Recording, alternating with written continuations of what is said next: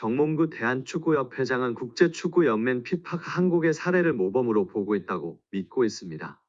하지만 대한축구협회는 지금껏 아시아에서 최고 협회상을 받은 적이 한 번도 없습니다. 29일 오후 8시 서울 경희대학교 평화의전당에서 2023 아시아 축구연맹 어워즈가 열렸는데요. 2023년 AFC 주관대회 및 국제대회 성적을 기준으로 하며 올해 초 펼쳐진 2023 카타르 아시안컵 역시 수상 기준에 포함되었습니다. 이번 시상식에서 한국은 올해의 남자 국제선수상의 손흥민이, 올해의 여자 감독상의 박윤정 감독이 수상의 영예를 안았습니다. 서령우, 배준호, 김혜리, 케이시 유진 페어 등도 수상을 노렸으나 아쉽게 다른 선수에게 영광을 내줬습니다. 대한축구협회도 이번 시상식에서 트로피를 들지 못했습니다. AFG는 각국 축구협회를 피파 랭킹을 기반으로 한 AFG 랭킹으로 구분해 플래티넘, 다이아몬드, 골드, 루비 부문으로 시상을 나눠하는데요. 대한축구협회는 일본 축구협회, 이란 축구협회와 함께 플래티넘 축구협회상 후보에 올랐습니다. 개최국 2점을 안고 수상도 기대됐으나 결과는 일본 축구협회의 통산 9번째 축구협회상 수상이었습니다. 이로써 대한축구협회는 이번에도 AFC 어워즈에서 축구협회상을 수상하지 못하는 굴욕을 맛봤습니다.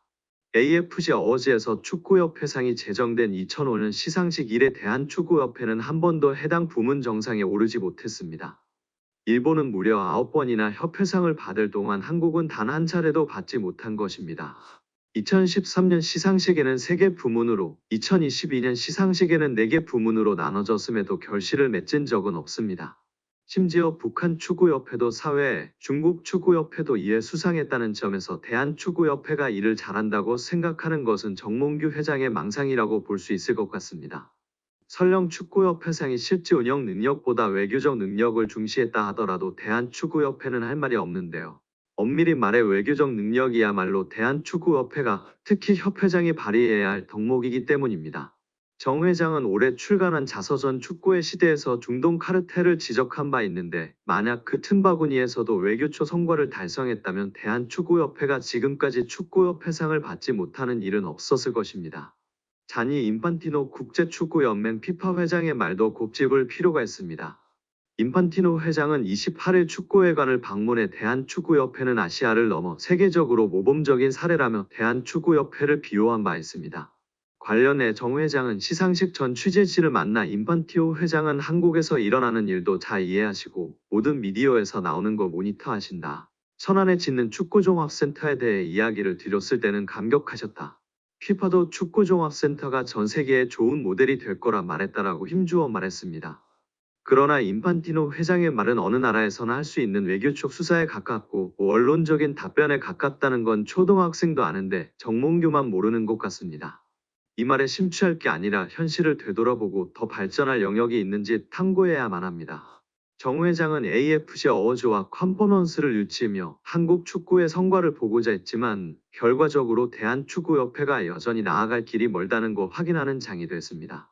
정 회장은 인판티노 회장의 립서비스에 갇혀있을 게 아니라 반성을 통해 자신이 해야 할 일을 명확히 이행해야 합니다. 유인촌 문화체육관광부 장관은 축구 국가대표팀 감독을 새로 선발할 경우 홍명보 감독도 다시 지원해서 공정한 절차를 밟아야 한다고 밝혔습니다. 유인촌 문체부 장관은 오늘 27일 KBS 일요진단 라이브에 출연해 홍명보 감독도 여러 가지 본인이 억울한 점이 있거나 문제가 있다고 생각하면 면접도 다시 하고 또 그 외에 다른 경쟁자와 함께 과정을 제대로 거쳐서 선임되는 게 맞다고 말했습니다. 유인촌 장관은 또 최근 국가대표팀의 좋은 성적이 감독 선임 문제에 영향을 주지는 않을 것이라며 정상적인 과정을 거쳐 다시 태어나는 것이 좋을 것이라고 덧붙였습니다. 정몽규 대한축구협회 회장의 사선에 대해서는 부정적인 입장이라며 정 회장이 생각을 정리하고 어떤 결정을 할 때까지 저는 기다려주는 게 맞다고 생각한다고 말했습니다. 다만 문체부나 대한체육회나 축구협회 인사에 개입하지는 않는다며 이런 스포츠의 자율성이 침해될 경우 국제기구들이 월드컵이나 올림픽 출전을 금지시킬 수 있다고 설명했습니다. 한국 축구에서 학명으로 가장 두드러진 인물이 바로 지금 이 시끄러운 와중에 축구 대표팀 감독을 맡은 홍명보 감독입니다. 박종환 감독이 대표팀을 이끌던 1995년 한국팀은 코리아컵 준결승전에서 예선에서 쉽게 승리했던 잠비아에 패했습니다.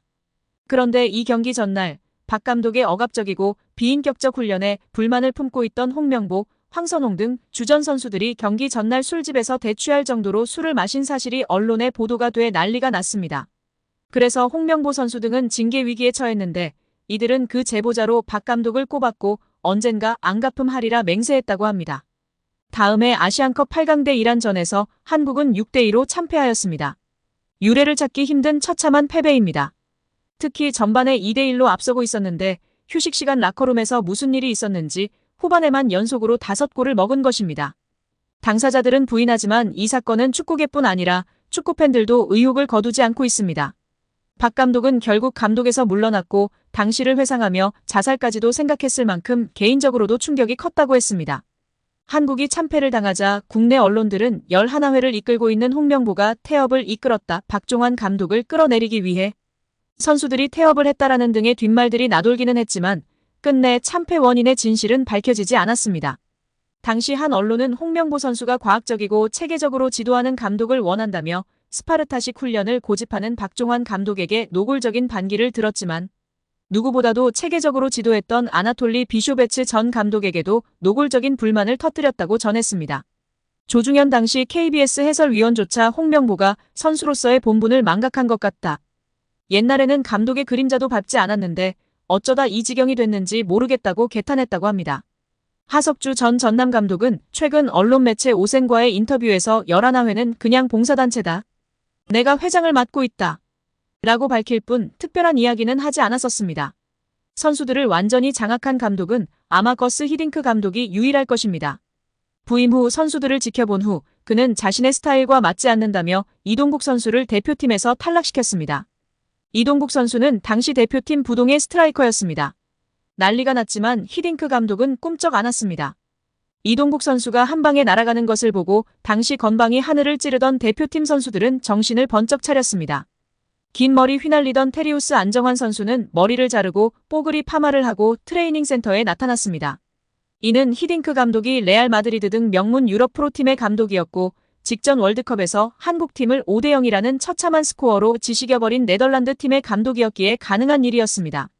그런데 지금 월클 반열에 오른 손흥민과 차기 월클 이강인, 바이에른 민헨의 김민재 등이 즐비한 한국 대표팀입니다. 고작 K리그 선수발로 우승 몇 번 한 감독이 자기가 최고라고 자부하고 있는 상황 속에서 과연 어떨까요? 제대로 된 절차도 밟지 않은 낙하산 감독인 주제에 선수들이 너무나 불쌍할 따름입니다. 절차상 위법이 있다면 법적인 절차로 결정이 번복될 수도 있다. 법조계는 홍 감독 선임 과정의 절차상의 하자가 축구협회 결정에 번복을 가져올 수 있다고 짚으며 화제입니다. 익명을 요구한 변호사는 절차상의 위법이 있다면 법적인 절차로 결정이 번복될 수도 있다면서 다만 축구협회는 사단법인이기 때문에 민사소송을 거쳐야 한다. 우선 문체부 감사에 따라 장관이 어떠한 권고를 내리는지 지켜봐야 할 것 같다고 밝혔습니다.